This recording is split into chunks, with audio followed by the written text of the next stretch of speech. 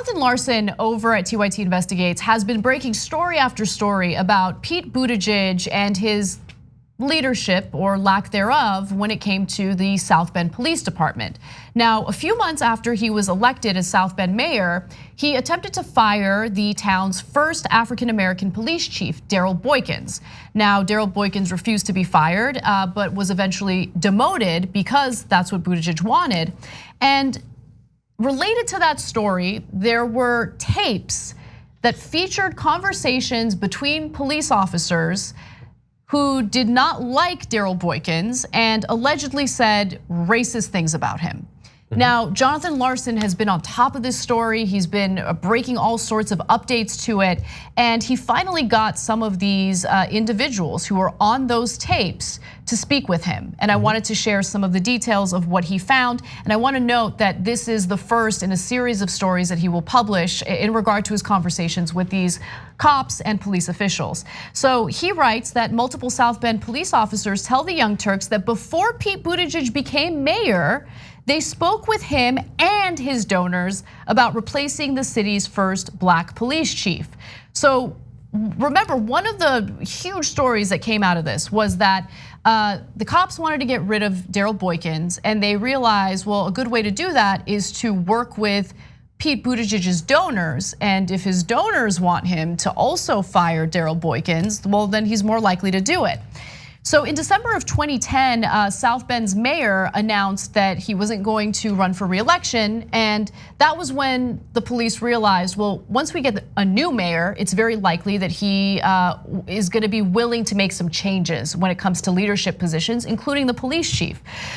According to TYT Investigates, for the most part, they confirm, meaning the cops confirm, the document's overall narrative. When it became clear that the city would get a new mayor, they began to speak with lots of people, Buttigieg included, about what that new mayor should do with the South Bend Police Department. At the time, 2 cops were seen as top contenders for the chief's position. One of them was commander of Lieutenant Dave Wells's unit, Tim Corbett. So there was some discussion about that.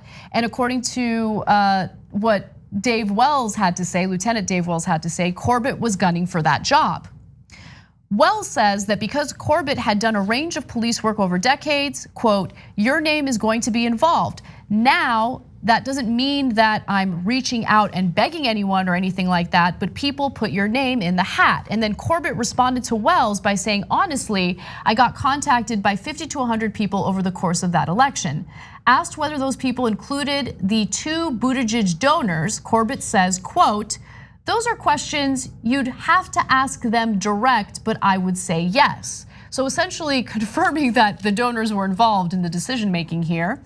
The donors in question are Bob Urbanski and Sam Hensley. Hensley last year denied talking with Corbett or Buttigieg about potential South Bend Police Department personnel changes. He also told TYT he had never hosted a fundraiser for Buttigieg, but did not respond after being emailed a copy of an event flyer listing him as a host. He just lost interest, I guess, in that conversation. So in other words, he's a known liar, and yeah.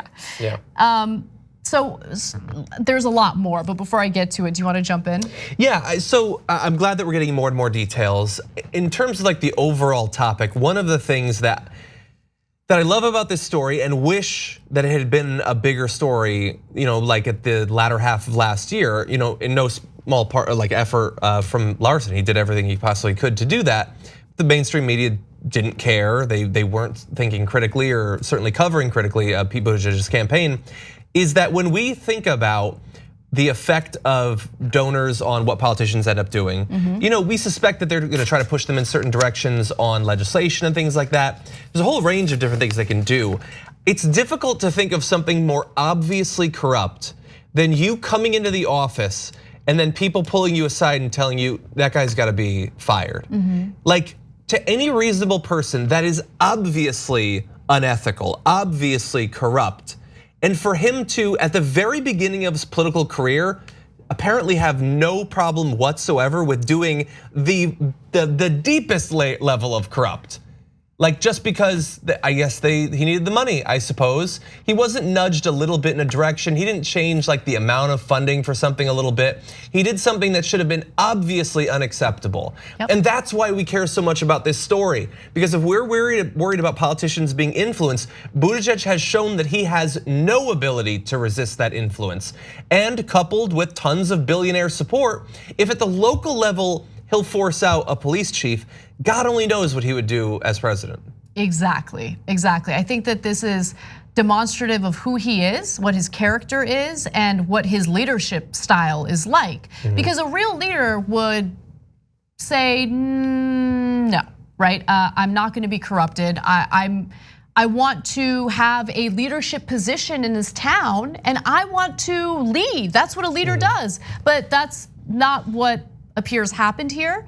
Let me give you more of what Lieutenant Dave Wells told TYT Investigates. Corbett may have told Buttigieg's donors, this guy, meaning Boykins, is an idiot, he needs to go. But he told everybody that. As far as any kind of, I'm gonna tell them to do A, B, and C, and they're gonna listen to me, Corbett never shared anything like that with me, okay? Now Jonathan Larson writes, when Corbett ultimately got to face with Buttigieg in December of 2011, he says he told the mayor-elect, quote, I think this department's going down a path that I didn't like. Corbett also didn't have much respect for Boykins's intelligence. Asked about one account in the documents that he mocked Boykins as saying, duh. Corbett says he doesn't recall it, but he adds that he and Buttigieg discussed Boykins' strategic planning in December of 2011, and Corbett said, quote, Boykins can't even spell strategic planning. That came out of my mouth. Okay. So there were a lot of admissions in these conversations, and I really do hope that you all read the full article.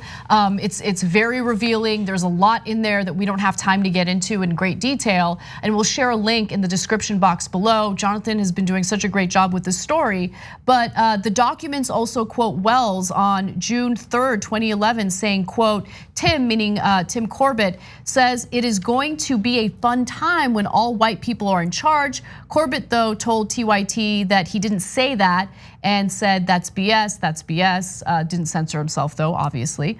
Wells said he doesn't remember hearing or repeating that. He's got black kids, he said of Corbett. So he's not this racist that the community, a certain segment, make him out to be. Yeah, I know.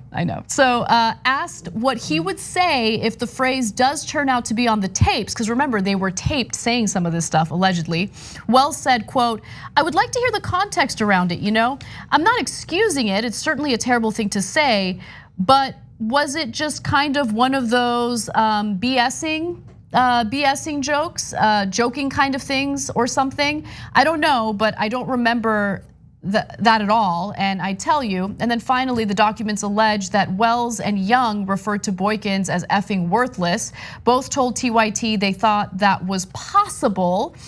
Young said he may have said that to Boykins himself later when they began discussing the tapes. Wells said if he did use that phrase, he believed it would have been in reference to something specific rather than an overall indictment of Boykins as chief. There's just so much, there's so much there, things that they admitted to, you know, things that are certainly problematic if you're a police official. I mean, you're supposed to be policing in an unbiased way, and there are huge problems in South Bend when it comes to racial tensions. If you're saying these things and you're just kind of like brushing them off as jokes, that's not good enough. Yeah, the crazy thing is, like, obviously the community there in terms of the police was really toxic. There was some horrible behavior going on. And that's probably not that rare in a lot of parts of America. And they desperately need someone who can come in and help them to move past that. And Buttigieg was the exact opposite of that guy. He came in, chose a side based on the money that was given to him, and made the situation even worse than it already was. Please amplify this story.